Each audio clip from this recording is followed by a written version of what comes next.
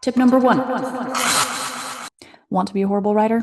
Do these 4 things. This is a writing tip list from ChatGPT, and by the end of this episode, it's going to be a pile of shreds because I'm going to tear it apart. Welcome everybody, I'm Aster, and in this video, we're going to correct some of the fatal advice AI is giving about writing.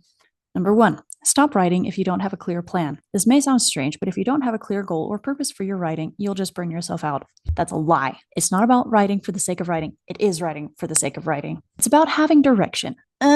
No, you don't have to have direction if you want to write good fiction. In order to have direction and have success with that, you have to be a good writer. How do you get to be a good writer without getting burnt out? You write a lot about things you want to write about and you have fun with it. And then you get better and better and better. And finally, you're able to actually write things that people want to read because it's good writing, because you've practiced it for so long. Ridiculous. You can't expect people to discover your work if you don't even know why you're writing it.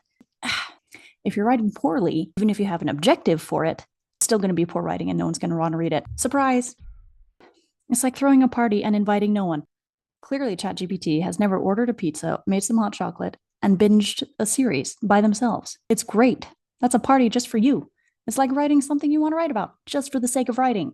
Define a clear goal. Do you want to tell stories to entertain, to teach, to provoke emotions? If you don't know what you're trying to achieve with your writing, it will be hard for others to care. It'll be hard for others to care, even if you do know what to achieve with your writing, if your writing is awful. And it's going to be awful until you write a lot and become really good at it. And you're not going to have the patience to do that if you're writing about things that you're not passionate about. Number 2, focus on fewer platforms. I know it seems tempting to be on every platform possible, blog, social media, newsletter, etc. But this can be very overwhelming. If you're just starting out, I recommend focusing on 3 essential platforms, a blog or website to publish your writing, YouTube to share short videos about your creative process or read aloud excerpts, and a social media platform like Instagram or Twitter to easily share your content. As someone who's been making content, not just videos and not just writing, but trying to do all of it, 3 is a lot. If you're wanting to get good at writing and you want to post your writing and have feedback on it, prepare yourself, then it's going to take time to do that. Are you willing to split that time between making posts about your content and editing those and making thumbnails for them and titles and keeping up with comments? Are you wanting to keep up a website where you pay for that website often, where you put up the new things and include the new pages on there? Are you going to promote that? Are you going to accept comments on that and keep up with those? That's time. Do you have a lot of time? What are you doing with your time? Are you expecting people to engage with poor writing? Are you a poor writer? Are you a good writer? Focusing on 3, that's funny. It says here, the idea here is to simplify your workload so that you can post the same content adapted for each platform. Don't stress trying to cover everything. You just named 3 different kinds of platforms. Are you kidding me? And you can't use the same video for all of it. You can't use the same video for YouTube and for this unless you want a crap ton of editing. That's ridiculous. So if you're struggling just to get things written, why are you putting these on your back too? It doesn't make sense. It doesn't make sense.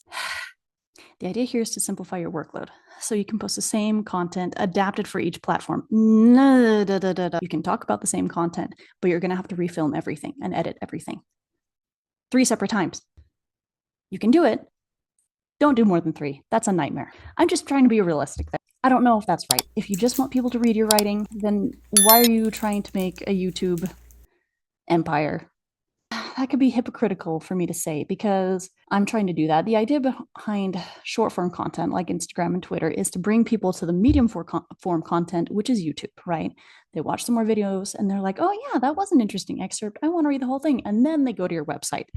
But if you're already overwhelmed, then you can pause one of those. And I hate to break it to you, the easiest one to pause is the most high maintenance one, which to me is the Instagram. Or be willing to drop the quality, increase the quantity, and just have yourself reading excerpts, no editing, and just post it. It's not going to be as clickbaity. It's not going to be as interesting. It's going to be slower. Focus on fewer platforms. I guess as a whole, that's good advice, but they make it sound so easy, and it's not easy. Tip number 3, use available tools for writers. More and more tools out there that make your life as a writer so much easier. Like what? Chaining you to the chair? Use platforms like Wattpad, Medium, or Substack where you can reach an audience that loves to read. Disclaimer, I've never used those. But are you a good writer yet? Are you? I don't know. It is important to reach an audience that loves to read. However, if you're using these platforms, you might get lost.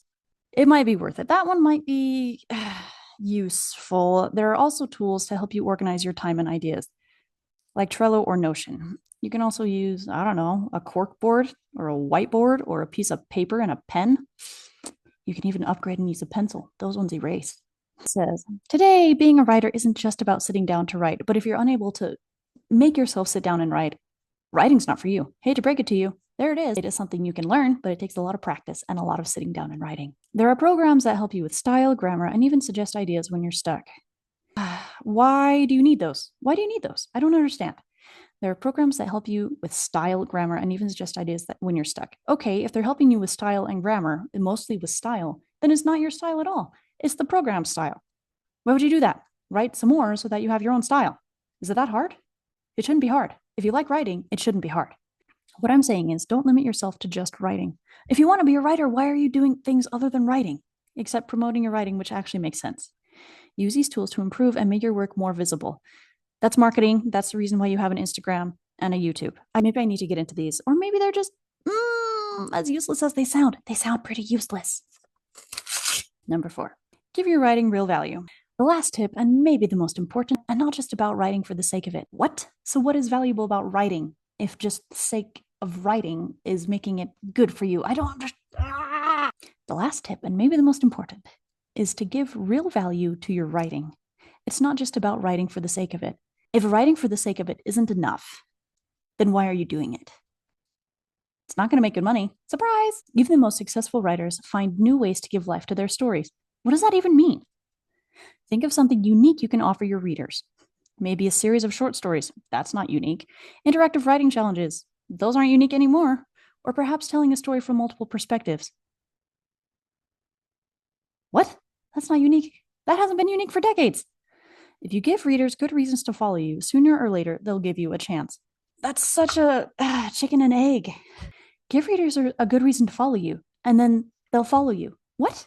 Don't just write because you can. Do it because you have something to say. You don't have to say anything while you're writing. It's for the sake of writing. It's for getting better at writing.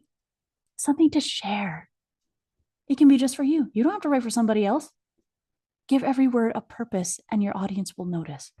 They sure didn't take that advice when writing this list of tips. This is ridiculous. Anyway, and that brings me to my bonus tip. If you want to stop being a bad writer, subscribe to my channel and I will appreciate your comment and like. That's all for today. I will see you next spring with more writing episodes. Bye for now. Go write.